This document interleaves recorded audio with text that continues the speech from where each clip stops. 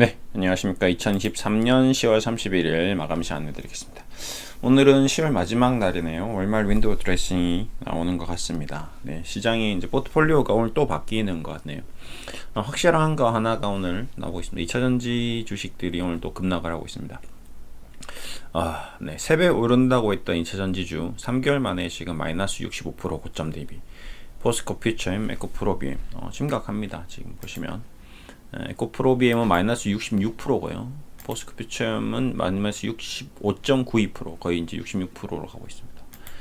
에코프로도 마이너스 60%, 리튬 포스 마이너스 77%, 하이드로 리튬 82%. 리튬 한다면 다 날렸죠. 2차전지만 하면 금량 마이너스 54%. 그러니까 정말 이 주식시장이 정말 문제가 좀 심각하죠. 제품도 없고 앞으로 뭐가 나온 것도 아니고 만들고 있는 것도 아닌데 앞으로 나올 거라는 기대감 때문에 이렇게 주가가 올라갔는데, 그 기대감으로 올라간 것이고 너무 많이 올라간 거죠.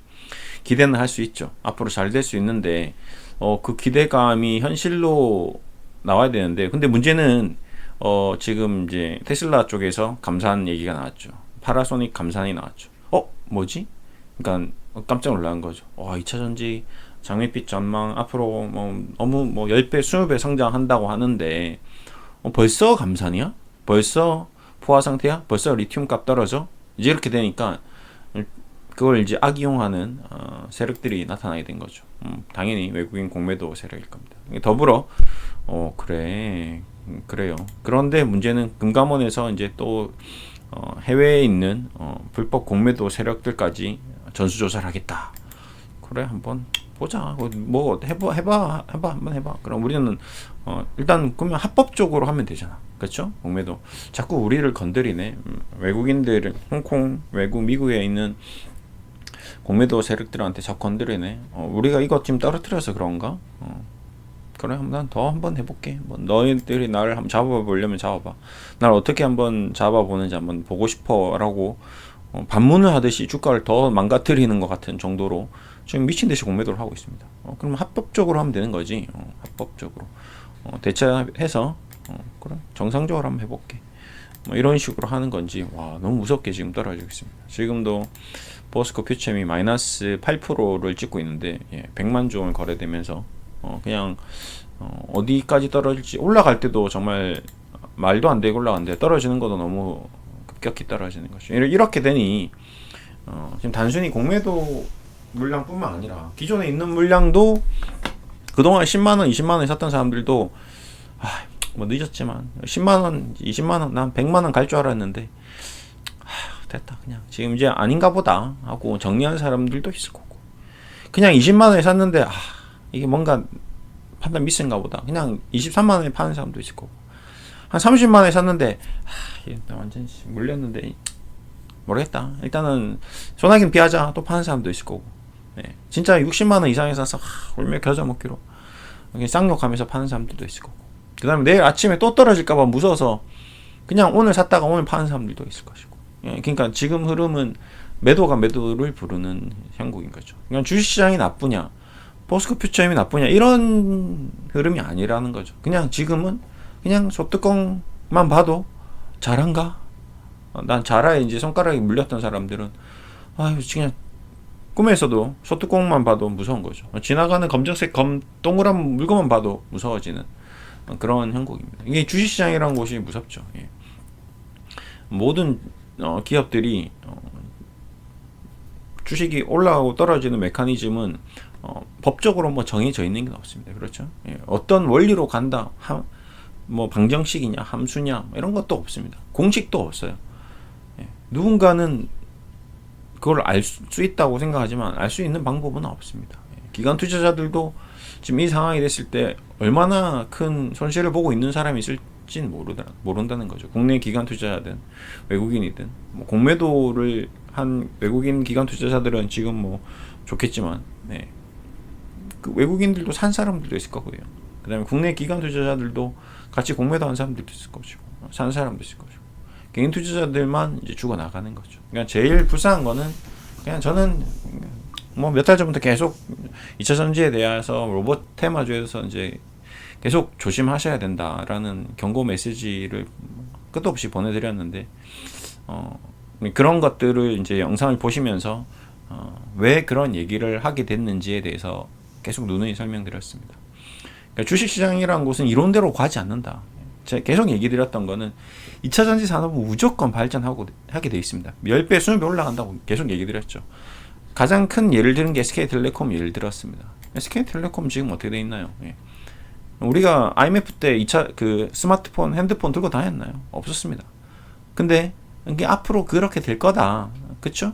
그렇게 될 거기 때문에 주가가 어떻게 됐다? 한 방에 그냥 그 될 것이란 이유 때문에 1,000원짜리, 2,000원짜리 주식이 100원짜리 주식이 8만, 이때는 이제 100만 원인데 지금 뭐 F분하고 뭐 권리락 있고 이런 게 있었기 때문에 91% 권리락이 있었으니까 800만 원 뭐까지 갔던 주식이 이제 떨어진 거죠. 어떻게 보면. 예. 뭐 그렇게 주가가 움직였던 것도 마찬가지. 예. 한 번에 움직였거든요. 한 방에. 600%, 1000%, 2000%가 막 1998년도에 우리나라 국민들이 스마트폰을 다 들고 있었나요? 아니죠. 그러고 나서 지금 1993년대 SK텔레콤이라는 회사가 생겨서 지금 2023년도가 됐는데 그러면 주가가 100배, 1000배가 올라갔어야 되잖아요. 근데 어떻게 됐죠? 주가는 계속 그 자리입니다. 근데 잘 보시면 매출이나 이익은 1000배 이상 올라갔죠. 영업이익은 어마어마하게 올라갔습니다. 매출액도 어마어마하게 올라갔습니다. 지금도 너무 장사를 잘하고 있고 배당도 7%, 8%씩 주고 있습니다. 번 돈의 7%, 8%를 여러분들한테 다 주고 있어요. 배당 성향은 거의 지금 30, 40% 될걸요? 보자. 배당 성향은 안 나오네. 그러니까 이게 대부분을 20, 30%를 배당으로 돌려주는 거죠. 주주들에게. 그런 기업이니까. 그러니까 2차전지 산업도 이제 그런 쪽으로 보셔야 된다는 거죠. 2차전지 산업 자체가 발달 안 하는 게 아니라 에코프로가, 포스코피처엠이, 포스코홀딩스가 주가가 돈을 못 버는 게 아니라 이들은 지금 PR이 보시다시피 400배, 에코프로 뭐 금량 300배, 포스코피처엠 150배, 에코프로비엠 60배, 70배까지 올라갔다는 거죠. 과거에 주가가 더 올라갔을 때는 뭐 2, 300배, 4, 500배 됐으니까. 그러면 주가가 그때 5년 뒤, 10년 뒤에 어떤 재무제표를 미리 선반영했다는 거거든요. 그리고 그걸 갔다가 그 정도까지는 아닌 것 같은데 다시 돌아온 상태입니다. 10년 뒤에 매출액이 10조에서 100조로 늘겠죠. 모든 사람들이 얘기하듯이. 그리고 영업이익이 6천원에서 6조로 늘어날 겁니다. 그럼 6조 영업이익 찍으면 그 기업의 가치가 뭐 PER 20배 주면 그래도 좀 뭐 10배 준다. 삼성전자는 좀 그렇고 현대차 지금 5배 막 먹고 있으니까. 예. PER 10배, 20배 준다 하더라도 뭐 60조짜리 120조짜리 회사가 될 수 있는데 에코프로 합산해서 거의 뭐 100조로 가다가 꺾어진 거거든요. 그러니까 10년 뒤, 20년 뒤 주가가 이미 선반영됐을 수도 있다라는 거죠. 그 위험이 있었다는 거죠. 그러니까 지금은 주식이 그렇게까지 가기에는 시간이 좀 걸리겠구나. 앞으로 공장도 더 증설돼야 되겠구나. 이제 좀 냉정해진 거죠. 과열 상태였다가 차가 엔진이 막 열이 막 100도, 200도씩 엔진 올라가면 어떻게 됩니까? 터져버리는 거죠.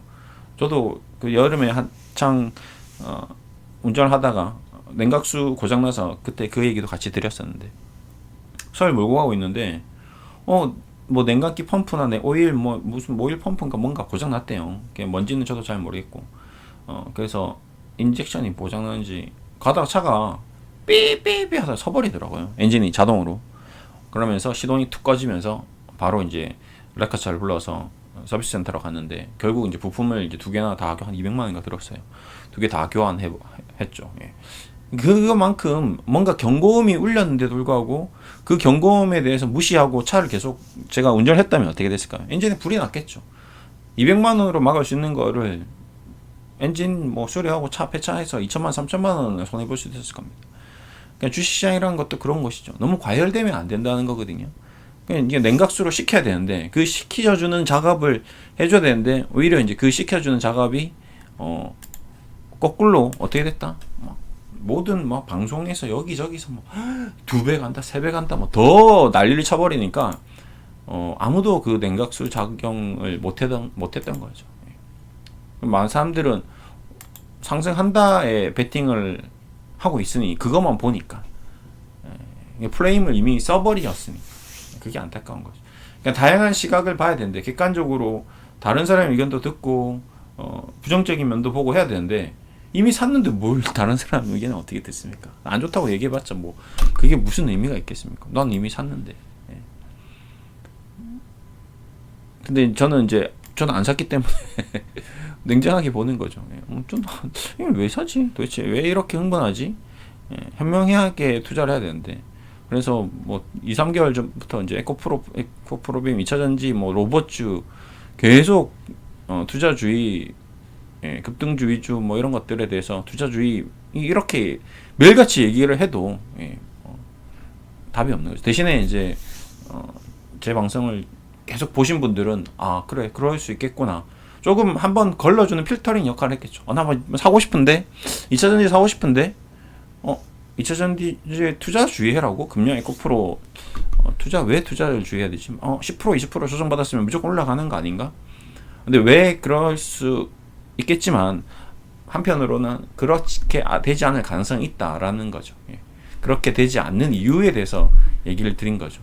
그동안 봤던 주식시장이 그래 왔으니 조선주도 그랬죠. 그리고 또 하나 예를 든 게 그 코로나 관련주였죠. 예. 시젠, 신풍제약, 제넥신 이 얘기를 드리면서 코로나 때 한창 미친듯이 폭발했을 때는 좋았죠. 근데 그때 팔아야 된다는 거죠, 뉴스에. 근데 지금 어떻게 됐습니까? 제넥신 마이너스 94%, 신풍제약 마이너스 94%, 시젠 마이너스 88%. 회사 없어졌나요? 뭐 회사 끝났나요? 아니죠. 계속 있는데. 그러니까 주식은 마치 강아지들이 산책 나가서 미친듯이 뛰어나갔다가 다시 주인에게 돌아오듯이 다시 제자리에 돌아오기도 하고, 또 반대로 주인은 지금 이제 집에 들어가려고 하는데 걔는 절대 집에 안 들어오려고 하는 거죠. 이제 그만 놀고 들어가자. 이제 집에 들어갈 시간이다. 근데도 안 들어오고 있습니다. 지금 시젠하고 신풍제약하고 제넥신은 집에 들어올 생각을 안 하는 거죠. 예, 계속 밖에 나가 있습니다. 영원히 뭐 안 들어올 것 같이. 네. 주식이 무섭다는 겁니다. 뭐 이러다가 이제 영원히 안 들어오는 경우도 있죠. 상장 폐지되는 경우도 있고. 그래서 주식은 항상 내 원금에 대한 투자 손실이 발생할 수 있고, 원금 전액이 손실될 수 있고, 여기다가 빚까지 써버리면 내 원금을 넘어서는 마이너스 깡통 계좌가 나올 수도 있다. 네. 나는 1억으로 투자를 시작했는데 빚만 지는 마이너스 1억 2억이 지는 그런 참담한 결과를 얻을 수도 있는 게 주식시장이다. 예, 지금 최근에 주식시장이 항상 올라가면 비투자에 대한 이슈가 뉴스에서 많이 나오거든요. 그게 다 작전입니다. 네. 왜? 너도 빚내서 빨리 사라는 거죠. 왜? 내 거 팔아야 되니까. 그 기자들이 뭐 그냥 순수한 마음으로 어디서 그 내용 소스를 들어서 막 기사를 쓸까요? 아닙니다. 예. 어떤 기사를 쓰느냐에 따라서는 뭔가 좀 안 좋은 그런 것들이 있을 수 있죠. 뭐 어떤 기자냐가 문제가 아니라. 예. 지금도 이제 이렇게 폭락하면 더 나쁜 기사를 쓰는 사람들이 있습니다. 더 나쁜 내용 기자들이 더 나쁘게 얘기하는 경우도 있죠. 예. 왜 그럴까요? 그러면 이제 그동안 장밋빛 전망을 가지고 있었던 사람들이 이제 포기할랑 말랑 하고 있는데 어떻게 하죠? 여기다가 이제 확인 사살을 하는 거죠. 화살을 이제 쏘아야 되는 거죠. 두 번째 화살, 세 번째 화살, 계속 확인 사살. 안 좋다고 얘기했지. 조심하라고 얘기했지. 근데 왜 그랬어? 앞으로 더 나빠질 거야. 이제 더 폭락할 거야. 이제 더 안 될 거야. 지금 파라소닉 테슬라 안 되는 거 보이지? 자꾸 앉아줄 거야. 더 나빠질 거야. 빨리 팔아. 이렇게 하는 거죠. 그러면 예. 이런 기사 어디서 갖고 왔을까요? 테슬라 주가는 배터리 공급하는 파라소닉 배터리에서 대폭 줄일 것. 이거 보십시오. 파라소닉이 일본 내 배터리 생산을 대폭 줄일 것이라고 밝히면서 5% 하락했다. 이게 대폭이 어느 정도냐고요. 몇 프로인데 대폭이라 하면 정확하게 몇 프로냐고요. 소폭인지 대폭인지 정확하게 어떻게 그걸 다 아느냐고요. 그건 알 수가 없는 거거든요. 정확한 수치를 모르는데 이렇게 기사를 써버리면 깜짝 놀라는 거죠. 와, 오늘도 주가가 이렇게 그냥 놀라는 걸 떠나서 폭락을 해버리는 거죠. 대폭락을 하는 거죠. 그럼 내일 아침에 또 어떻게 되겠습니까? 장 열리자마자 또 오늘 예를 들어서 신저가 간 종목, 예를 들어서 어제보다 더 떨어진 종목 같은 경우는 예를 들어서 에코프로 BM 저점 붕괴됐죠? 보스 표점이 이제 많이 떨어졌습니다. 그러면 이 시점 대비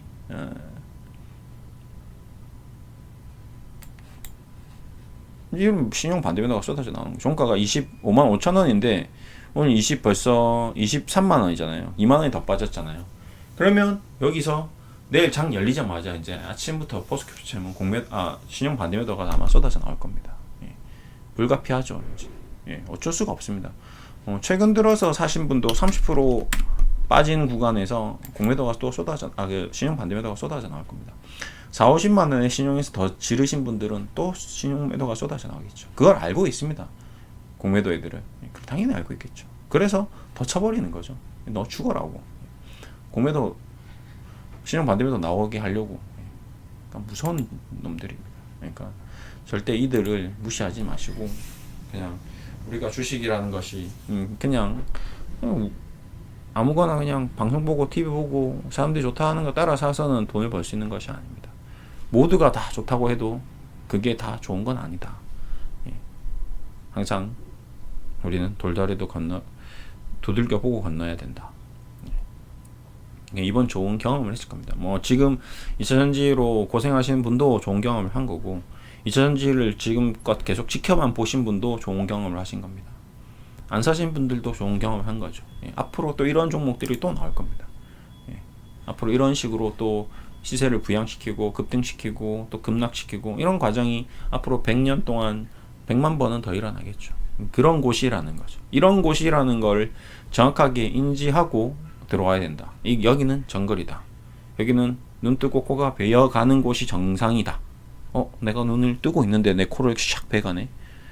그게 경찰한테 신고한다고 돌려주지 않는다. 내 코만 없어진다라는 거죠. 예. 그러니까 눈을 더 크게 뜨고 항상 주의하고 내 주변을 계속 살피고 정상적인지 아닌지 판단을 해야 된다. 그 방법 중에 하나가 제가 늘 얘기 드리는 시가총액 대비 영업이익인 거죠. 이 기업이 정상인지 아닌지는 일단 가장 기본적으로 내가 투자할 기업이 이 회사의 규모 대비 돈을 10% 정도는 벌고 있느냐, 시총에. 그거를 항상 체크하시라고 얘기 드리고 싶습니다.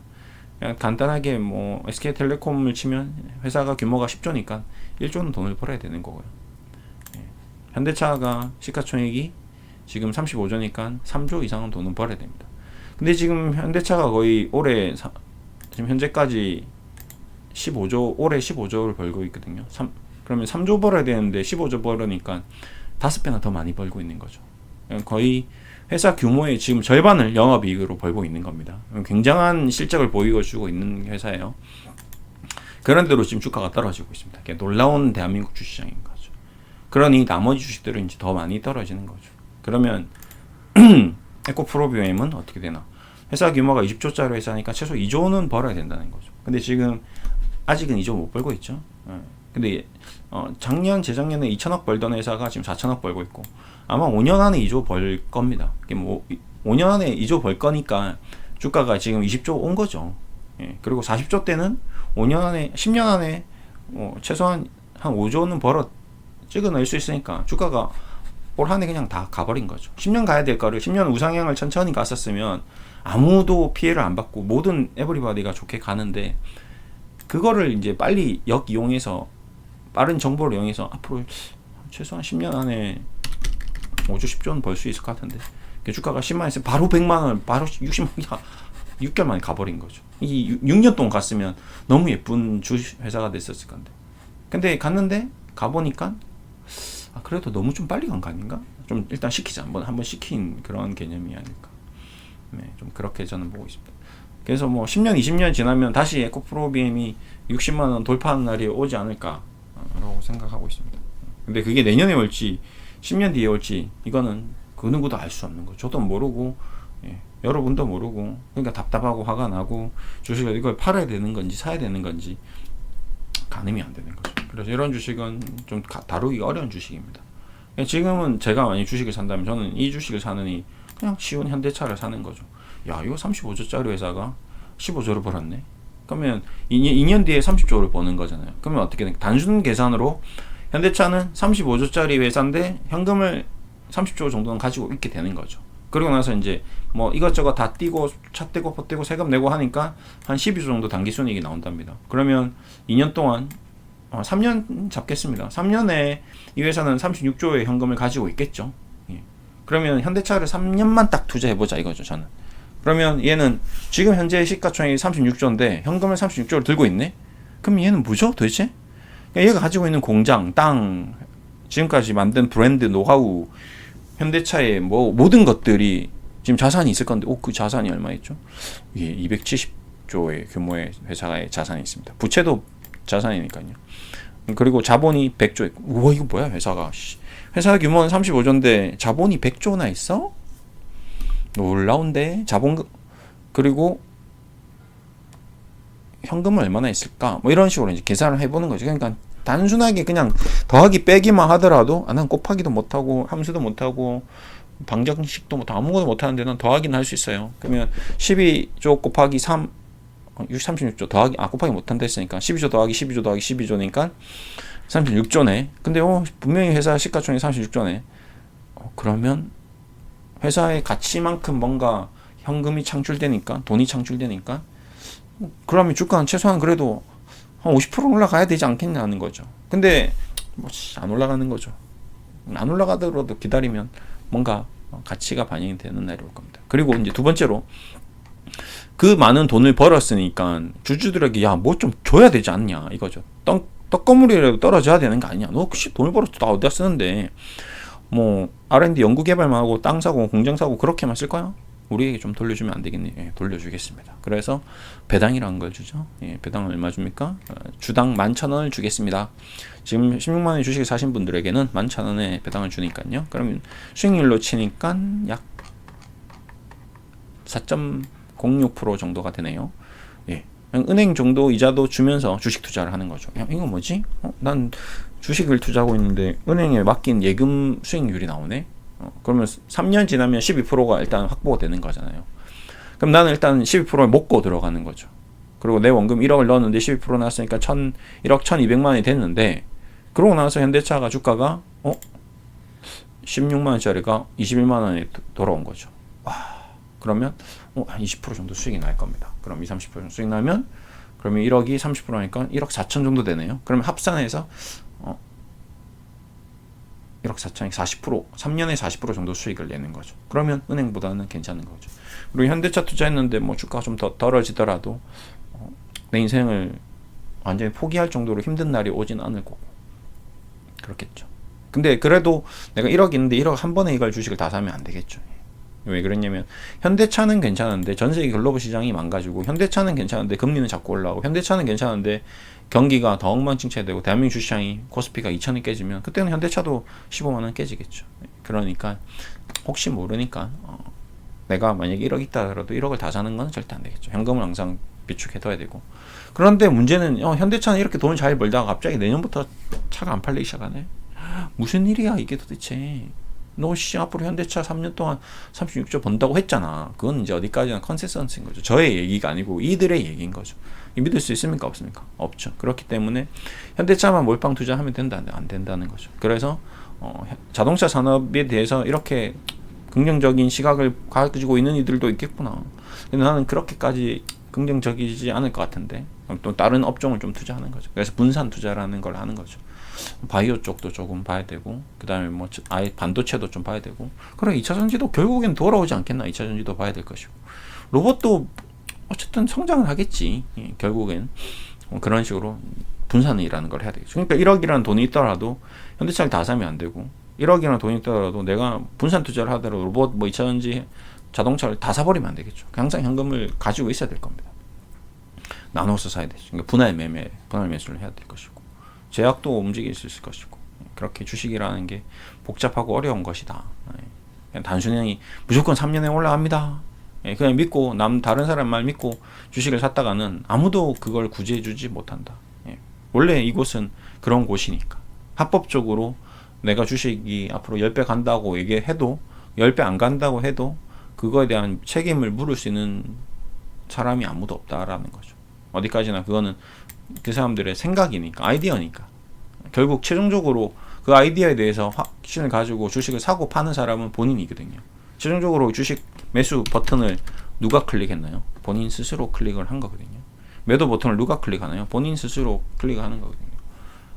그 사람이 주식이 오른다고 해서 올랐었는데 올라서 수익이 나면 여러분의 그 수익금을 그 사람에게 돌려주지 않는 것처럼 그 사람이 떨어졌다 하더라도 여러분의 손실금에서 돌려주지 않는 게 불문율인 거죠. 전 세계의 주식시장은 그런 곳이니까 이거에 대해서 태클을 건다는 거는 너가 주식을 아직 몰라서 너가 잘못한 거야 라는 거죠. 그 사람이 잘못한 게 아니라 너의 책임이야. 모든 것은 너의 수익이고 너의 손실이야 라고 다시 한번 확인사살 해주는 그런 날입니다. 앞으로도 영원히 주식시장은 그런 곳이고요. 그렇기 때문에 그 누구의 투자 조언보다는 본인 스스로 투자 판단을 할 수 있는 힘을 길러야 된다. 현명한 투자자가 되어야 된다라는 얘기를 드리면서 마무리하겠습니다. 감사합니다.